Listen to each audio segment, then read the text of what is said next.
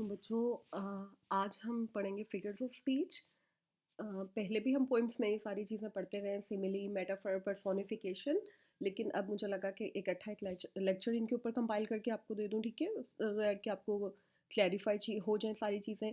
आपको पोइम से क्वेश्चंस आते हैं पेपर में, इसमें एमसीक्यूज़ की फॉर्म में भी आ सकते हैं, ठीक है, जो आपका सेक्शन ए होता है वहाँ पे भी। और फिर आपका पोइम का जो क्वेश्चन होता है वहाँ पे भी आपसे 1 या 2 मार्क्स का पूछा जा सकता है। आप लोग कि आइडेंटिफाई करो यहाँ पे कौन सी फिगर ऑफ स्पीच है, या ये भी क्वेश्चन आ सकता है कि सिमिली है इस स्टैंजा के अंदर और आप पॉइंट आउट करो कि कहाँ पे है और उसका फंक्शन क्या हो रहा है, ठीक है। तो इस तरह से आपको क्वेश्चन पेपर के अंदर आते हैं। लेट्स स्टार्ट, देखते हैं कि फिगर्स ऑफ स्पीच में हमारे पास क्या क्या चीज़ें आ रही हैं। एक चीज़ जो और यहाँ पे आपको बताने की ज़रूरत है वो ये है कि फिगर्स ऑफ स्पीच आपकी किसी भी लिटरेरी चीज़ को, कोई भी लिटरेरी टेक्स्ट हो या पोइट्री हो, उसके डिफरेंट फंक्शंस परफॉर्म करते हैं। ना सिर्फ ये कि वो ब्यूटीफाई करते हैं आपकी लैंग्वेज को, बल्कि इसके साथ साथ क्या करता है, समटाइम्स इन्हांस करता है किसी भी चीज़ के इफेक्ट को। आपको ज़्यादा चीज़ें क्लैरिफाई हो जाती हैं, ठीक है, आपको ज़्यादा अच्छी तरह से समझ में आ जाता है, या पोइट्री को म्यूजिकल क्वालिटी मिल जाती है। इस तरह की सारी चीज़ें जो होती हैं ये आपकी फिगर्स ऑफ स्पीच परफॉर्म करते हैं फंक्शन, ठीक है जी। सो फर्स्ट ऑफ ऑल हमारे पास क्या चीज़ है, सिमिली। और सिमिली बच्चों, जिस तरह आप सब शुरू से मेरा ख्याल है जो फ्रेंडलीस्ट आपका फिगर ऑफ स्पीच है जो आप पढ़ते चले आ रहे हो अब तक, वो सिमिली होते हैं, ठीक है। सिमिली क्या होती है? It's a phrase that uses a comparison to describe, ठीक है। ऐसी चीज़ें, दो चीज़ें होती हैं और उसको कंपैरिजन करके उनके दरमियान में उनको आपको बताते हैं, ठीक है। और इसमें वर्ड्स कौन से लगते हैं बच्चों? लाइक और एज का। यहाँ पे एग्जाम्पल्स में आप देख लो, जैसे आपके पास आ रहा है as hot as hell, as innocent as a dove, as thin as a rail, या फिर लाइक का वर्ड भी आ जाता है, तो मैंने ये एग्जाम्पल कोड कर दी, ही टॉक्स लाइक शेक्सपियर, ठीक है। राइट हैंड साइड पे अगर आप देखो इसी स्लाइड में, तो आपको क्या नजर आ रहा है? एक पिक्चर नजर आ रही है जहाँ पे लिखा है my best friend is as sharp as a pencil, ठीक है। तो बेस्ट फ्रेंड को किससे कंपेयर किया जा रहा है? पेंसिल के साथ।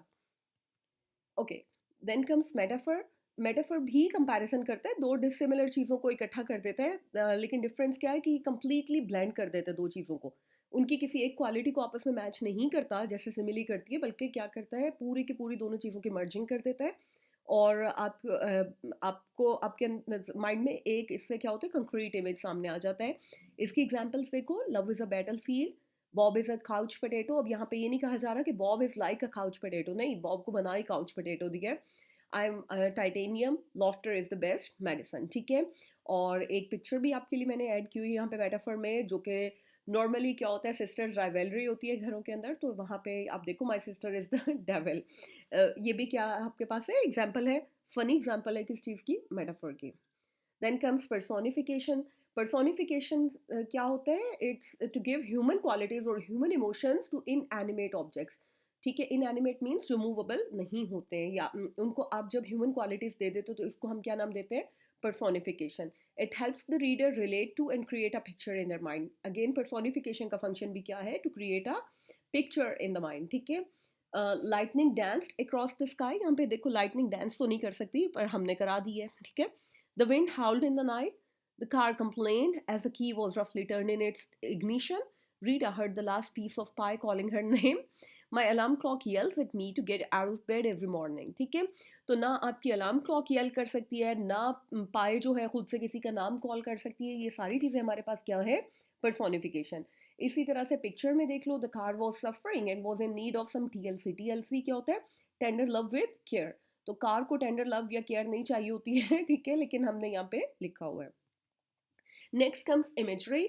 इमेजरी भी वही चीज़ है जो आप हमेशा से पढ़ते चले आ रहे हो, ठीक है। इसमें क्या होता है? थ्रू इमेजेस आपकी 5 सेंसेस को इवोक किया जाता है। और 5 सेंसेस हमारे पास कौन सी हैं? Sight, taste, smell, touch, hearing, ठीक है। उनको किसी भी तरह से इवोक किया जाता है लैंग्वेज यूज़ करके, और फिर आपके पर्पस क्या होता है कि दोबारा आपके माइंड में एक कंक्रीट इमेज लेके आया जाए, ठीक है। जी, जैसे इसकी एग्जांपल्स हैं, the autumn leaves are a blanket on the ground. Autumn leaves कैसे हैं? जैसे ग्राउंड के ऊपर एक ब्लैंकेट हो। Her lips tasted as sweet as sugar. और उसके लिप्स कैसे टेस्ट कर रहे हैं? जैसे sugar. Her words felt like a dagger in my heart. My heart is pounding like a drum. और अगली एग्जाम्पल क्या है? The kittens fur is milky. आपको देखो, कहीं पे आपको टच की फीलिंग आ रही है, कहीं पे आपको आपकी साइट को किया जा रहा है वो, ठीक है, आपको समझ में आ रहा है कि अच्छा ये पिक्चर इस तरह से बन रही होगी।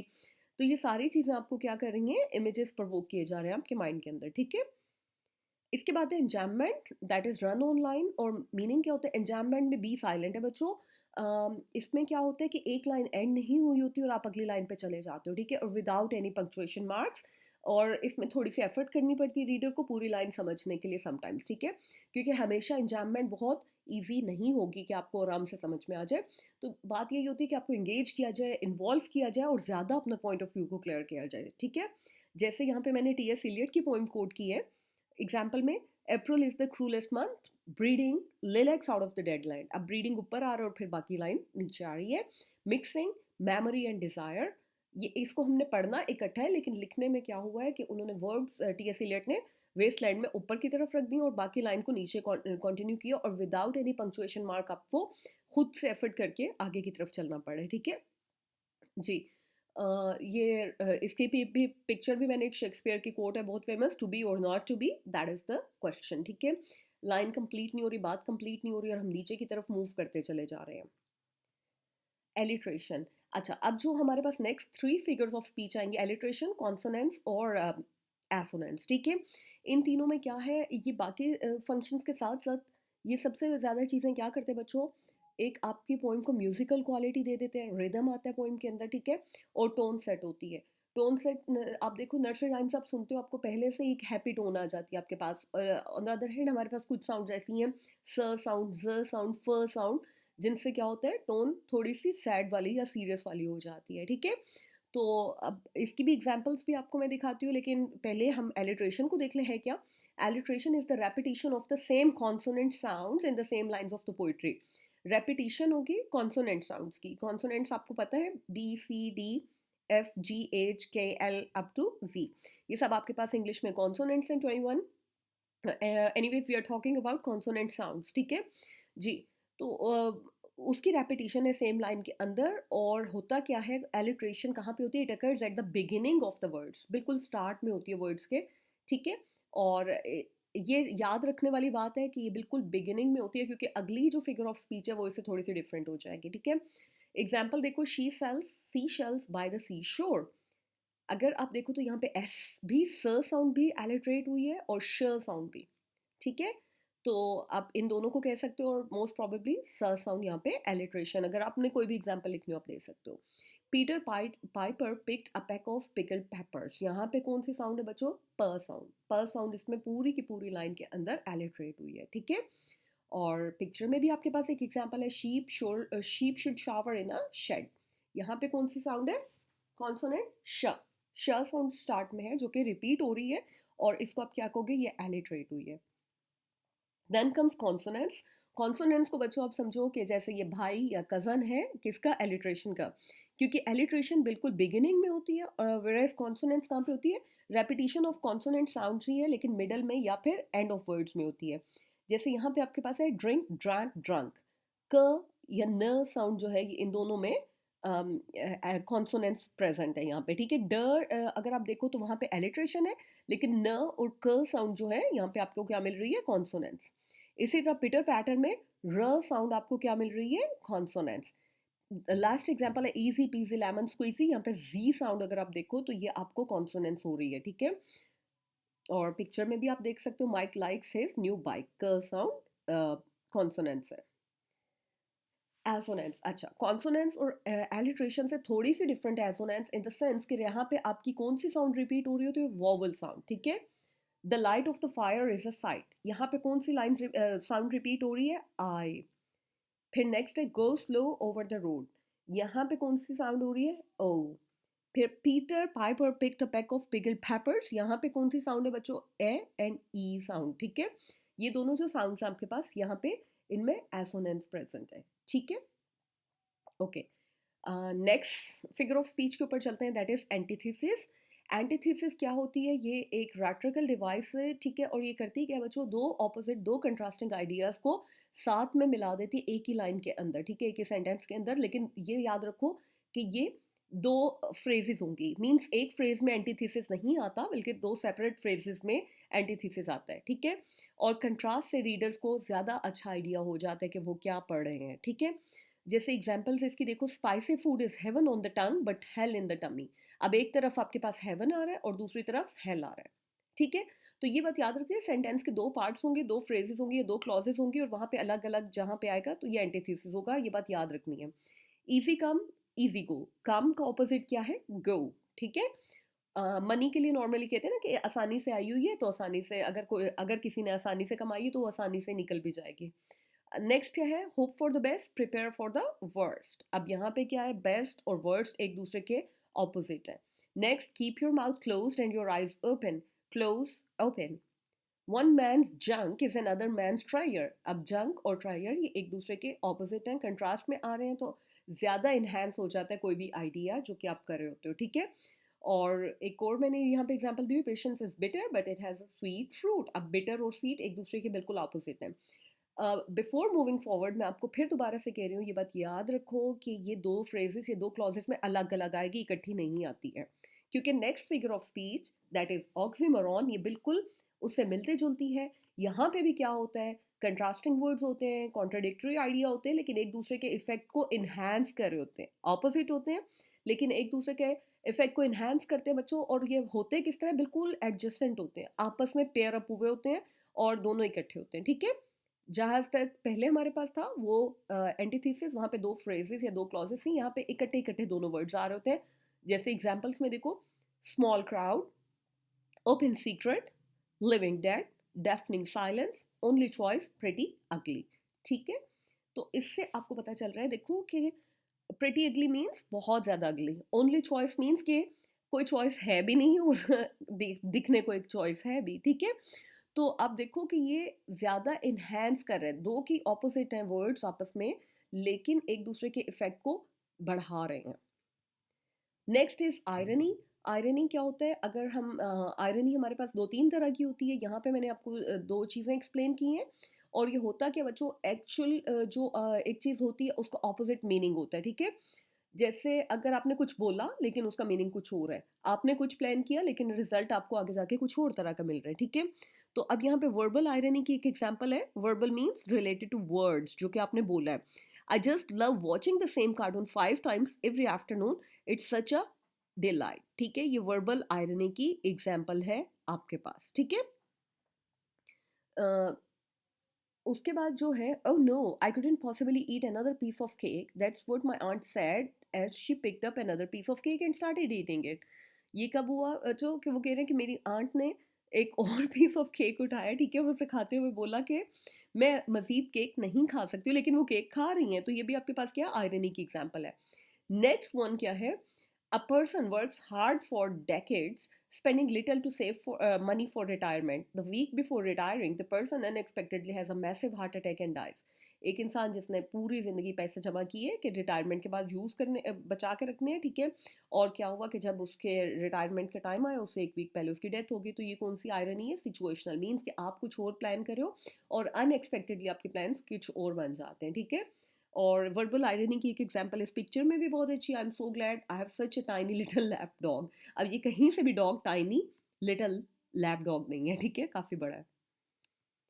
Next is onomatopoeia. ओनोमेटोपिया कौन सा फिगर ऑफ स्पीच होता है जिसमें वर्ड एक्चुअल साउंड जो है ना, वो जो किसी भी चीज़ की एक्चुअल साउंड होती है उसी पे वर्ड बना हुआ होता है, ठीक है? जैसे क्या है, the buzzing bee flew away. अब बी बोलती भी जब है तो वो साउंड कैसी होती है? बज। तो फिर मीन्स कि वो सिंगिंग बी या बोलती हुई बी जो है वो उड़ गई। The sack fell into the river with a splash. अब स्प्लैश, कोई भी चीज़ पानी में गिरती है तो उसकी साउंड भी यही होती है। The books fell on the table with a loud thump. जब आप बुक्स भी फेंको तो आवाज़ ऐसी आएगी, ठीक है? तो यही वर्ड्स जो हैं वो क्या करें? साउंड बना रहे हैं, अपने वर्ड्स बना रहे हैं। इनको हम इस फिगर ऑफ स्पीच को क्या कहते हैं? Onomatopoeia. He looked at the roaring, और last one, the rustling leaves kept me awake. एक और आपके पास आ रही है हाइपरबली। हाइपरबली क्या होता है बच्चों? एक्सट्रीम काइंड ऑफ एग्जैजरेशन जब की जाती है तो उसको हम नाम क्या देते हैं? हाइपरबली। जैसे इसकी एग्जांपल्स देख लो, आपको ज़्यादा क्लैरिफाई हो जाएगा। He feels buried under a mountain of work. अब कहीं से भी माउंटेन ऑफ वर्क नहीं होती है तो ये एग्जैजरेशन है, इसको इसलिए इसका नाम क्या दिया जाता है? Hyperbole. I am dying of thirst. कोई भी प्यास से अभी तक मेरा नहीं ख्याल मार रहा होगा तो ये जब आप कह रहे हो कि मुझे बहुत ज़्यादा प्यास लगी हुई है, इस चीज़ को बढ़ा चढ़ा के एग्जैजरेट करके बोला जा रहा है। Next is he feels buried and this example is repeated. और नेक्स्ट क्या है बच्चों? She is more beautiful then the moon and stars. वो कितनी ज़्यादा प्यारी है? मून से भी और स्टार से भी ज़्यादा प्यारी है, ठीक है? तो ये किसकी एग्जांपल्स हैं? एक्सट्रीम एग्जैजरेशन की। लास्ट एग्जांपल पिक्चर में मैंने दी हुई है, I am so hungry I could eat a human, मैं इतना भूखा हूँ कि मैं किसी इंसान को खा सकता हूँ। ये हाइपरबोलिक एग्जांपल है, ठीक है? उससे अगली क्या है हमारे पास? एपॉस्ट्रोफी। अभी आप लोगों ने कुछ ओzymandias पढ़ी है, वहाँ पे एपॉस्ट्रोफी यूज़ भी हो रही थी। मेरे माइंड में क्योंकि रिसेंटली मैंने यही पढ़ाई है तो मेरे माइंड में यही आ रही है। एनीवेज, एपॉस्ट्रोफी क्या होता है बच्चों? एक स्पीकर जो कि डायरेक्टली एड्रेस करता है किसी इंसान को या किसी चीज़ को जो कि उसको जवाब नहीं दे सकते हैं, ठीक है? The entity being address can be absent, जिसको एड्रेस किया जा रहा है वो वहाँ पे नहीं है प्रेजेंट, डेड भी हो सकती है या इमेजिनरी पर्सन भी हो सकता है, ठीक है? और इसी तरह वो ना सिर्फ इंसान हो सकते हैं बल्कि क्या, कोई इनएनिमेट ऑब्जेक्ट जैसे स्टार्स को, ओशन को, सैडनेस को, हैप्पीनेस को या एब्स्ट्रैक्ट आइडियाज, इन सबको भी एड्रेस किया जा सकता है अपॉस्ट्रॉफी में, ठीक है? इसकी एग्जांपल्स देखते हैं। Come on phone, give me a ring. अब क्या फोन आपको, मतलब ये एड्रेस किया जा रहा है फोन को, ठीक है? और कहा जा रहा है कि give me a ring. Phone आपको रिंग वैसे भी नहीं कर सकता, ठीक है? Alarm clock, please don't fail me. अब ये एड्रेस किसको किया जा रहा है? अलार्म क्लॉक को। ऊपर फोन को, नीचे किसको एड्रेस किया जा रहा है बच्चों? अलार्म क्लॉक को। 7, you are my lucky number. अब 7 देखो कोई भी चीज़ नहीं है और वो यहाँ पे मौजूद भी नहीं है, ठीक है?